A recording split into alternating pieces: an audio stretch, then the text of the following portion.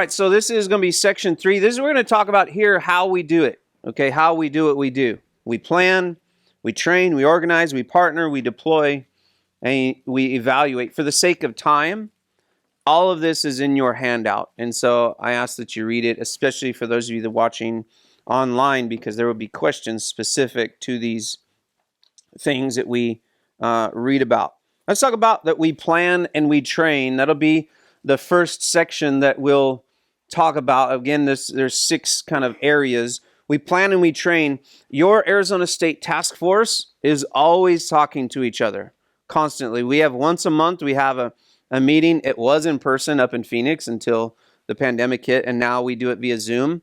But we are always talking, emailing back and forth for things happening all over the country that you probably don't even know about. Things that if you're not in the disaster relief community, you have no idea that things are happening. But we are constantly talking, and we're constantly planning. And so today is part of our plans to try to take our training to the next level, to take it to an online thing. We meet all the time talking about upcoming training events, talking about things, disasters that we know about in other parts of the country that don't hit the news, so you don't know about it, but we may still respond. So we're constantly planning and training. This video that you're watching online is part of our discussions of training. We said, how are we going to do this better? Well, we need to offer online. So we'll do that online and, of course, in person as much as we can. We organize and we organize and we partner.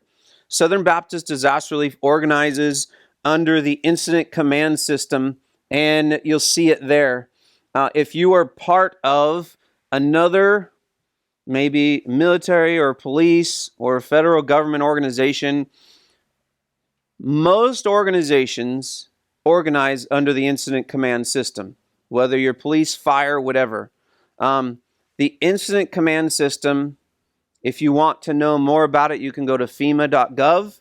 That's FEMA, Federal Emergency Management Agency, I guess, .gov, FEMA.gov. FEMA offers free training in incident command. The Incident Command System puts a person at the top and then begins to disseminate all of the responsibilities and all those things, just like your family. You know, mom's at the top and dad's over here to the side or whatever, and then you got the kids and you got the dogs, and we all have this in our lives. This is just the Incident Command System is a way that many organizations can come together and work under common terminology, common structure, things like that. As you can imagine, when we partner with other outside organizations, we want to make sure that we are as clear as possible about who does what, who's in charge of this, where's this going. We're all on the same page. Let me talk to you about how we organize here. And of course, we partner with many, many organizations, FEMA, the American Red Cross, Salvation Army, local county governments, local governments, cities. We partner with VOADs, or volunteer organizations active in disaster. We have a co-ed here in Yuma, community organizations active in disaster, people all coming together to serve the community whenever disaster strikes. Let me talk about really quickly, in Arizona, our organization, our org chart, at the very top, you see is Patty Kirchner. She's our state director, or we also call her our white hat. The white hat is the main man, or in this case, the main woman, right? Patty is our state director. She's in charge of disaster relief for Arizona State. Southern Baptist Disaster Relief, I should say. She works alongside David Johnson, our state director for Southern Baptist. She's the one in charge. Under her is the state task force. There's about 12 people on that task force. I'm one of those people. Each of those people on our state task force has a specific role and job. We're all leaders of some part of disaster relief in Yuma. Like I said before, I'm in charge of the shower and laundry unit. That's my baby. That's what I have to be responsible for, or get to be responsible for, maybe. And then, of course, we have people that are in charge of the the recovery unit, and we've got people in charge of the chainsaw unit and things like that. So you've got our state task force. And then we have inside of each of the units, we have our unit leaders or our blue hats. Okay, that's the next level down. Those are unit supervisors. You've got blue hats that are supervisors or managers that are in charge of the chainsaw, that are in charge of recovery, that are shower unit blue hats. You've got blue hats for feeding. You've got blue hat chaplains. Blue hat is basically your supervisor or the person that's in charge of that specific team. And then as you work down the chart, you'll see that we've got the gold hats. That is who you guys will all be if you pass your background check and give us the money, right? You'll get a gold hat. We don't call these yellow, they're gold. Lots of people say yellow shirt, yellow hat, but it's actually supposed to be gold. The basic volunteer is a gold hat or a gold shirt. In Arizona, we have about 350 right now, gold hat, gold shirts.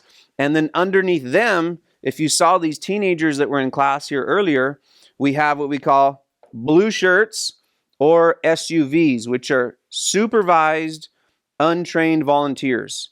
And so these are either kids that are less than 16 years of age, because you have to be 16 to be officially trained in Arizona as Southern Baptist Disaster Relief, or they're just people that come and serve alongside us, like Michelle was. Michelle was an SUV. Michelle served on our shower unit as an SUV because she had not come to basic training yet. She still wanted to serve alongside us and absolutely could. We just don't allow SUVs that are not trained yet to be unit leaders. We don't let them be in charge and things like that. They're just going to serve alongside us. So you may have some friends that are, that want to come and check it out and serve alongside us. Yeah, we're gonna consider them an SUV. We're gonna give them a different color shirt. That way, everyone knows. Don't put the untrained person on the chainsaw. There's just some ways that we can make sure that everything is on the up and up and people are where they need to be. Well, let's say on Monday, a hurricane hits the Gulf Coast. Already in your mind, you're beginning to think, can I go? Do I want to go? Do I have time to go? Can I get away?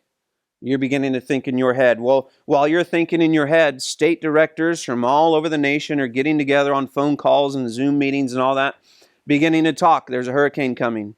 We need to begin prepping because we know that we're going to have to respond, and it's going to be a big one. And so we've already begun talking and doing all this stuff behind the scenes. On Tuesday, after the hurricane hits, right? Let's say hurricane hits Monday. Tuesday, the Incident Command Center is set up. We find a church, a local church that's going to allow us to set up our place there. We set everything up. We start sending out assessors, those people that go out and look at the damage and say, we need 6 chainsaw teams, or we need 20 feeding crews all over this city because it's huge. We need all these. They begin to talk about what we need. And then the state directors begin talking to each other. Hey, this is happening on Tuesday, Wednesday, the day after, the next day after. We're going to need a bunch of chainsaw teams. Come if you can. Let us know. And so our state director has been on all those calls, and she's talking to now our chainsaw crews, saying, hey, we're going to need a few chainsaw crews. Who's able to go? And so emails go out on Tuesday or Wednesday. People respond immediately. If you get one of those emails, you need to respond quickly saying, yeah, I can go. No, I can't go. Because remember, you've already had 2 or 3 days knowing that the hurricane has just passed to begin to get in your head, am I available or not? Then you respond and you say, yeah, I can go, or no, I can't. And they say, okay, here's the first round of volunteers that are going to go. We're going to leave on, let's say, next Monday, we're going to leave. And you're going to be gone for 10 days. So pack your bags, get ready.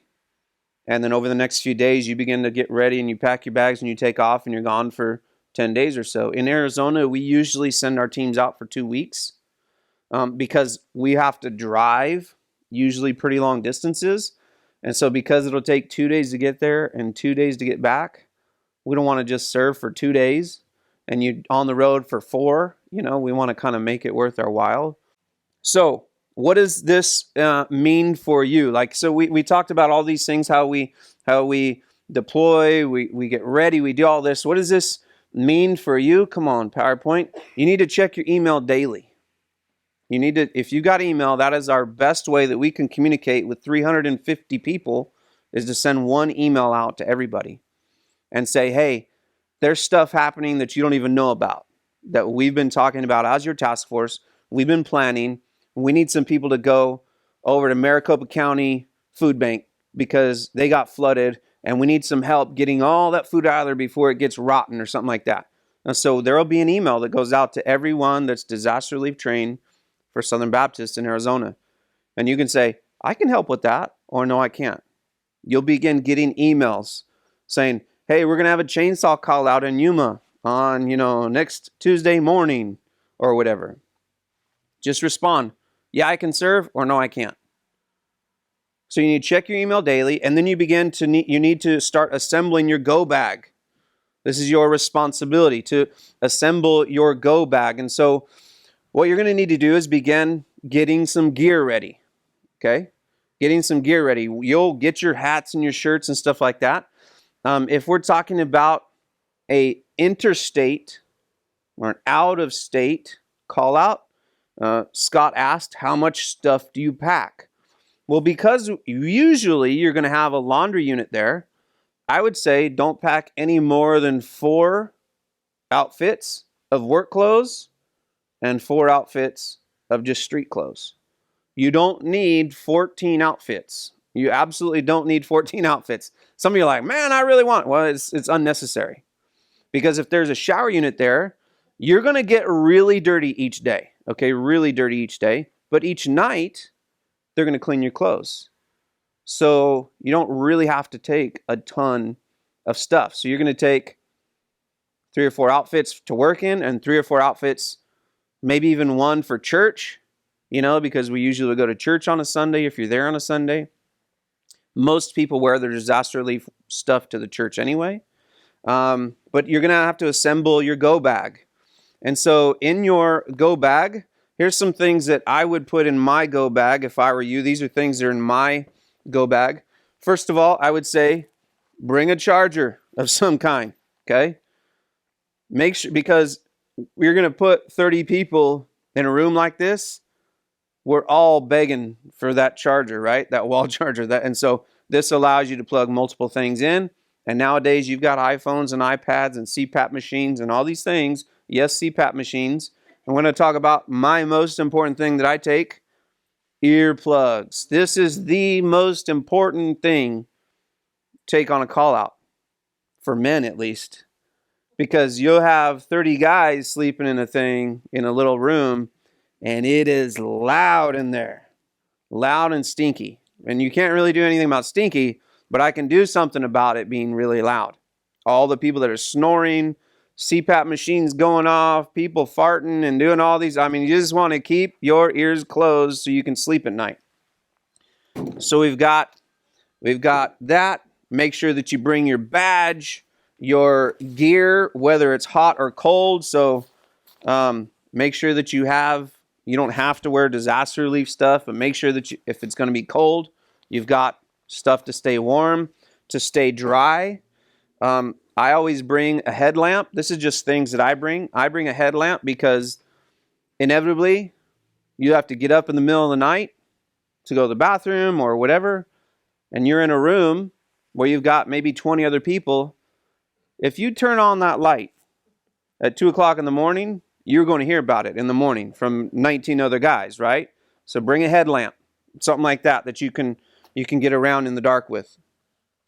Bring flip-flops that you can walk to the shower unit in, okay?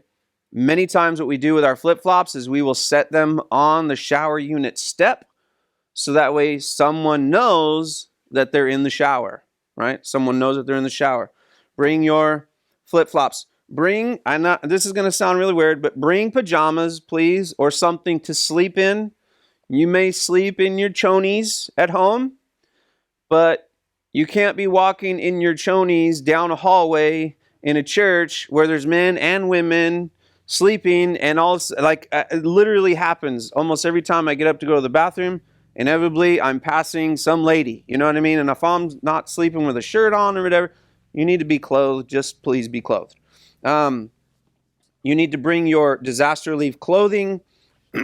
I use stretchy pants, okay, because in recovery work, you are bending down, you're stretching when you're doing mud out and ash out work. You are always bending over, working on your knees constantly. So those pants that stretch are really good. Make sure that if you're on a chainsaw call out, you don't really care about your clothes because your clothes get destroyed from the chainsaw oil from all over the saws. You will never recognize your shirt again because it has chainsaw oil all over it. So I usually bring, yes. What about leggings for ladies? Yes. They're stretchy. You can use those? Yes, absolutely. So you can see, I mean, my shirts are just full of chainsaw oil. I bring three sets, sometimes four. And we've got long sleeve shirts and short sleeve shirts, depending on what you want. Everyone wears their gold shirt and pants. You got to wear pants specific on these call outs. If you're inside doing something, then maybe, after hours when you're not working on the site, you can wear shorts, sweats, flip-flops, whatever. Make sure that you bring multiple pairs of shoes because these are let's see. These are just my hangout shoes when I'm not working. But of course, I have my steel toe work boots, or not steel toe composite toe, but steel toe safety toe work boots.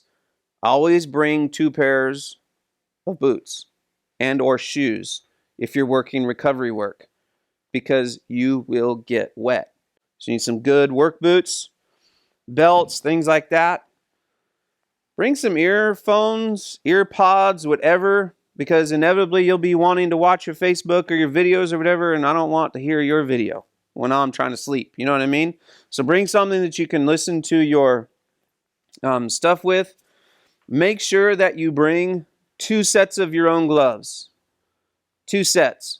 Because if you're doing mud out or chainsaw work, you will likely put your gloves in the laundry with your stuff to wash each night. And it gets washed because in recovery work and in mold, you want those gloves washed every night in our shockwave, which takes the mold out of them. So you bring 2 sets of gloves. They don't got to be brand new, but these are some from Christmas. And I always say your own set of safety glasses, because although we do have gloves and safety glasses on our trailers, the glasses you can barely see out of because they're so scratched. So spend 99 cents and get your own safety glasses and bring them with you. Additionally, someone said leggings.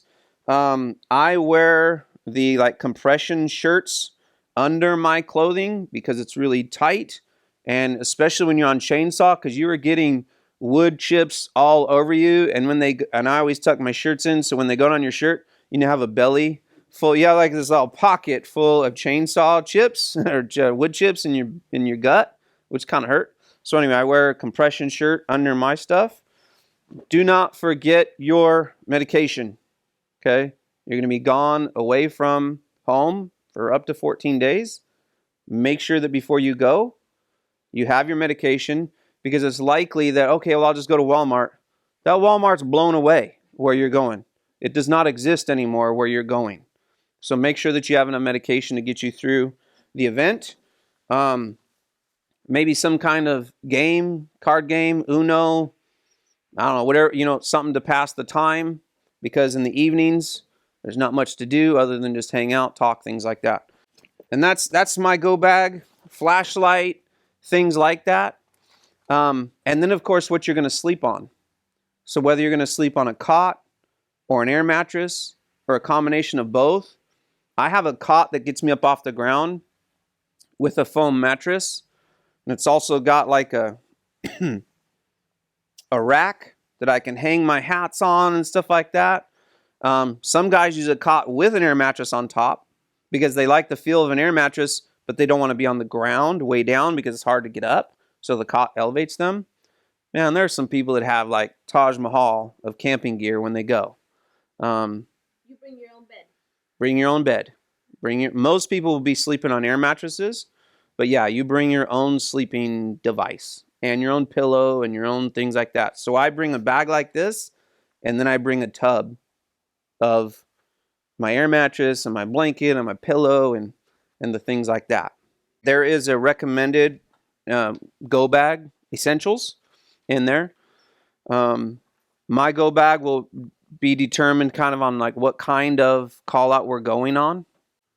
All right, so that's end of section 3 for those of you watching online.